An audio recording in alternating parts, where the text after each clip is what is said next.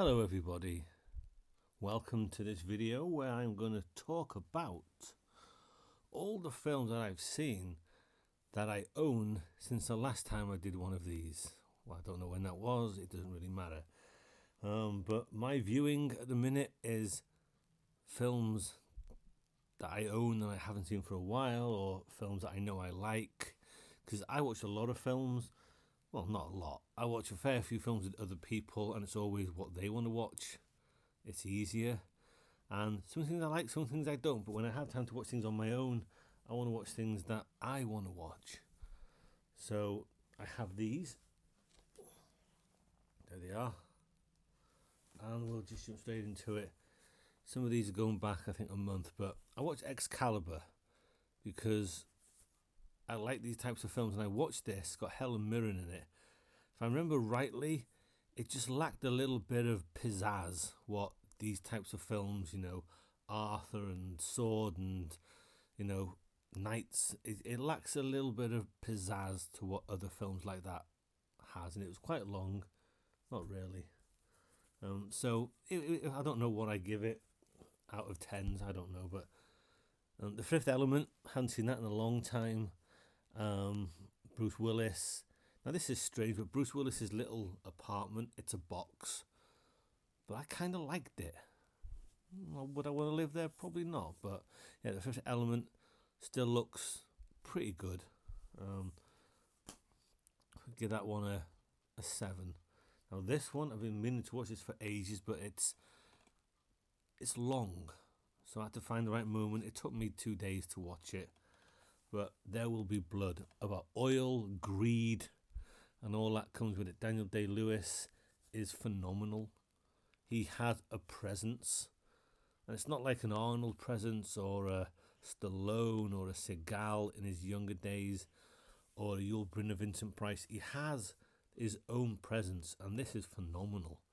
I don't know how much rewatch value it's got because it is very long, but couldn't take my eyes off it. It's a phenomenal film. Give that one a 9 out of a 10. Then this one, Who Framed Roger Rabbit. It's a hoot. Bob Hoskins is great. Toontown, I wish I had a little bit more time in Toontown, but it's so clever, so innovative. Everyone's brains, neurons were firing making this film, and it's such a good watch. I give that one an 8 out of a 10. Now this one, Dark City, this city that changes people can tune. There they are. They can tune, people fall asleep, and then the city changes, but one man doesn't fall asleep. And I've championed this for ages and ages and ages, and I watched it again and I just finished it and thought, I didn't enjoy that as much as I used to. Again, films don't change, we do. But still, a good film. I'll give it a 7. Come with me and you'll see a world of pure imagination. What a wonderful film. Magnificent film. I liked that film Wonka, but it doesn't hold a candle to this. Everything about this is magical. Absolutely magical. It gets an 8 or a 9. I don't remember which one. Now this one is another one that the last time I watched it I gave it a 10, a big fat 10. There was one scene that I remembered from it with a piece of music. I don't remember it this time. I'm thinking, where was that scene? Where was that piece of music? But again, another long film. Took me 2 days to watch it. Good, but not quite as good as I remember it. And this one, hadn't seen it for a long time. Another one that took me 2 days to watch it. Interstellar, very good. Gets an 8. Loved the look of it, the scope of it. Matthew McConaughey, Anne Hathaway, Chastain, Michael Caine, and Matt Damon popping up on that planet somewhere. But yeah, it looks phenomenal. It really does. The score is great. And another 8 out of a 10. Now this one, The Long Good Friday, Bob Hoskins, Helen Mirren was a good-looking bird when she was young. I guess maybe if you're 80, she still looks good. But Bob Hoskins, the boss of London, he runs London, trying to do a deal with the American mafia. Only he starts getting attacked, people get killed, things start blowing up. a young Pierce Brosnan is in this.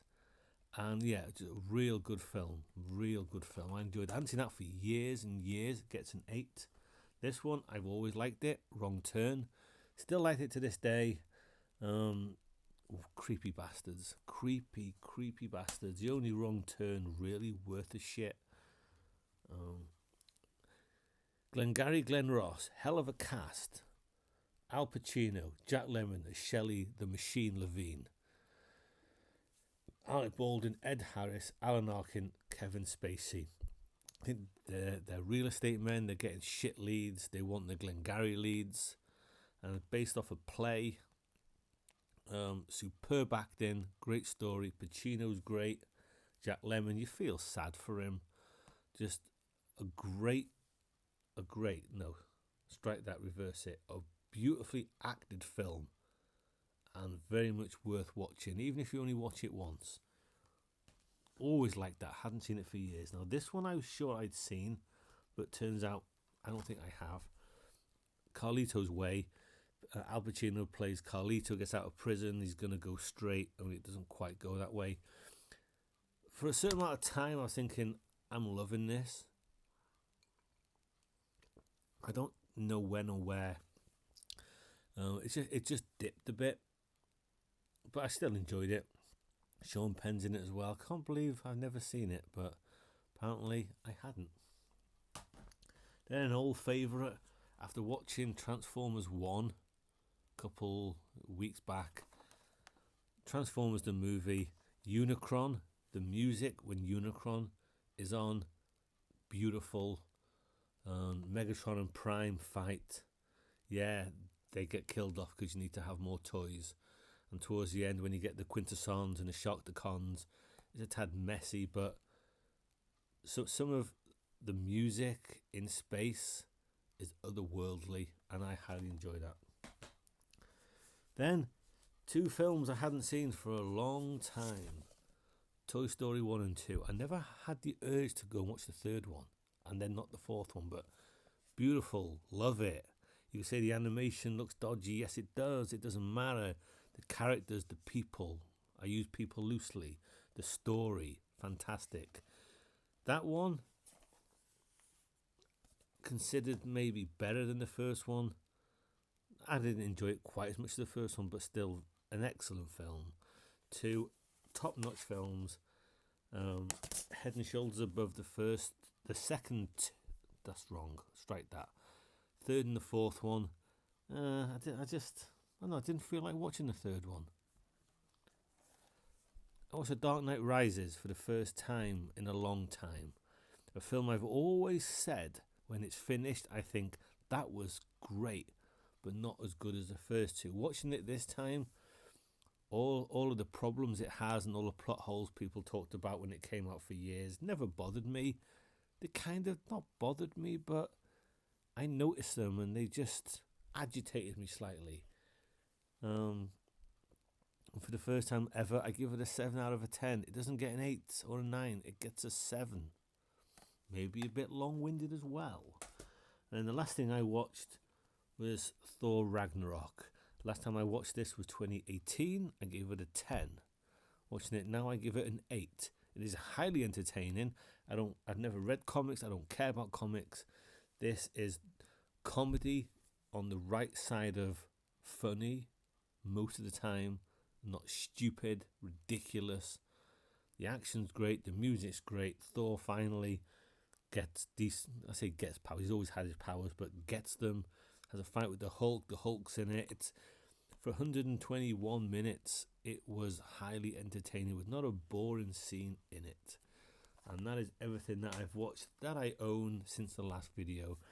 Anyone wants to see me do a video on films I've watched that I don't own? Anyone interested in that? If so, one person asks, I'll do it. If not, I won't bother. Comments are welcome. Thank you for watching.